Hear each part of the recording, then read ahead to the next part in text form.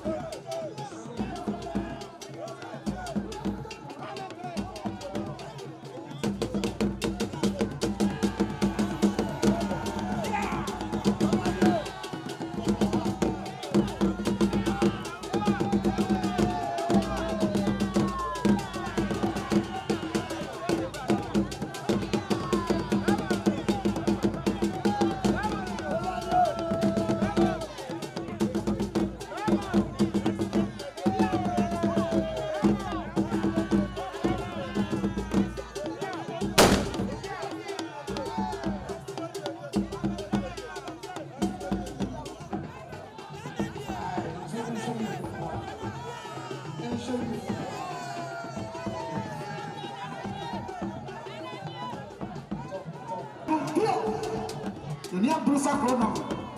Pio. Pio, pio, pio. Nana pia. Pio ya dia. Pio. Ade na fese.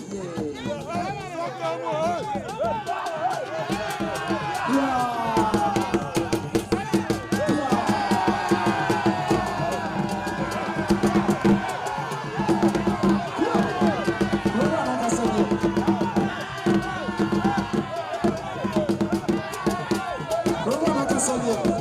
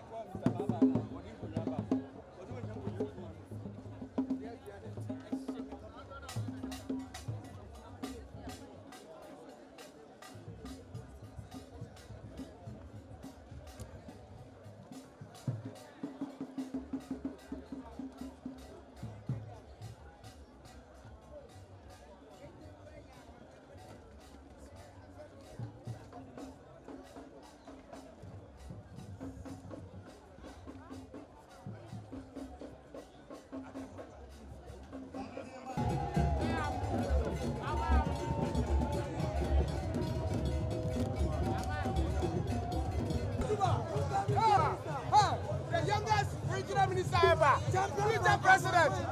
What's up, Kohoti? What's up, Kohoti? What's up, your brother? What about brother Jonah? Future president. Future president. And now we're going.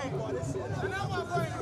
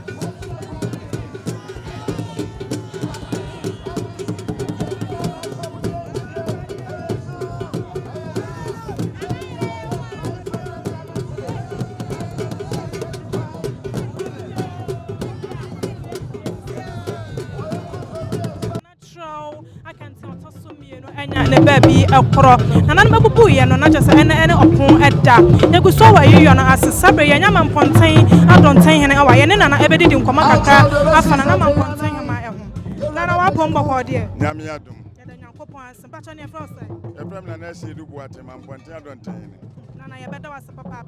nana mponten hema nana cho wa kenten woto so mienu yaka se nana mponten hema na oye hwan Nana mponten hema aye mponten hema aye friend nana chewa kente auto so mienu nana ebedi ade 1976 5 April 1976 obedi akonwa no 22 years enteno nana wasom yie nana adu tuko ne krechi no na wonsi hene enti ono na beye nipa obehwe akire osaye wo hema asaye wo hene wa ha na nenu ya panyini ene kanya asehema ene kanya asehene nenu ya panyini no nana chira wakente enua enti na ete se wo de no dodo ne kakra ti ya de ya nka bia nhyemso wo ko hospital ba de ti ya nso wa ye de wo twa na ni ahwedan enti ebubu nane ne de nyina no enne na eso aye wura ma ye kwa sante nyina ma ye kwa se enne de betimi aye doti ye ti se mo wa ha no ma na doti ye ni ye ye enye na ye no enti na sa na ti na ye he mampontin egro na evidi se na hema ebedi ade no ade mpuntunyu ma na se ade ana mo de ebekai no ye de bekai no pa ye mampontin dwa one na status yi si mampodu dwa no omunya nwie de bata no pa de bekai no ana de to so bi won na na mo so one ne wofa na na adutu e ma district assembly e ba kurom ha police station wo ma na hwe ya o musiye ana post office tazo wadi ade ache almost 30 years enti no enioma de wo bi wa ha no ma ye de kai ni ye pa obebo ne homode na wo masai na wo ma mienu e ma mienu ba ko UK ena ba ko so wa America ayi we onu mienu nyina timi ba bi de omo wa ha America omo wa ha omo ba be na otokra bi ensen omo wa ha no ma omo ba bi na ya haso ye obai ya ne wo wie kra ya haso na oye ohema na just oye obai ya e ba na ema ne emofra fam a wotimi atwe wonu nyina ka wo mo bom ana wakana nanu nyina bom enka bra ne wofa na na dutu ye waka o nyina na hemfo ne nyina ya baako ansa no ne na busu ya panyini esre yesese de obehwe no ope obi aba be si ne wofa na dutu okọ ne krechi anan enti woni obi a goma kwala panyini na chewa kente de wotu obi as wazo ya kwala hu wa no wosre wo ya panyi hu wa no wosre waji obi a fesu ofa hu ni baba ya wo ye obi oba ne chese o ye wo so ye kroba waji o fesu na de ya ba fe no baba enti ana ye de doti ye aba na wie ye enhyehyɛ ya ba bi o na aka ya ka ne de e wo ye wura asante hene wo de one ye beka no ene firi okọ no afi ye be ye na ya beda wasakra nyakopɔ ensha ba eso me da mase bebre ene mo kan kra mo de ababoa ya me hira mo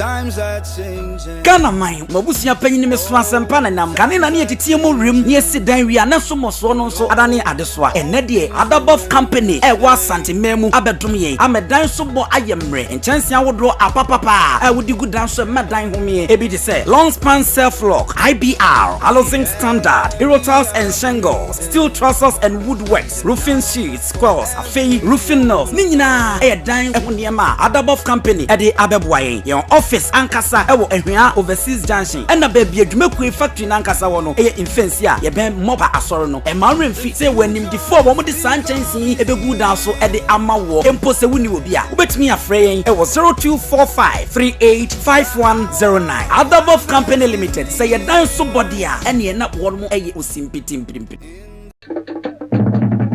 Asante Manso TV. Yes, so Mosompa.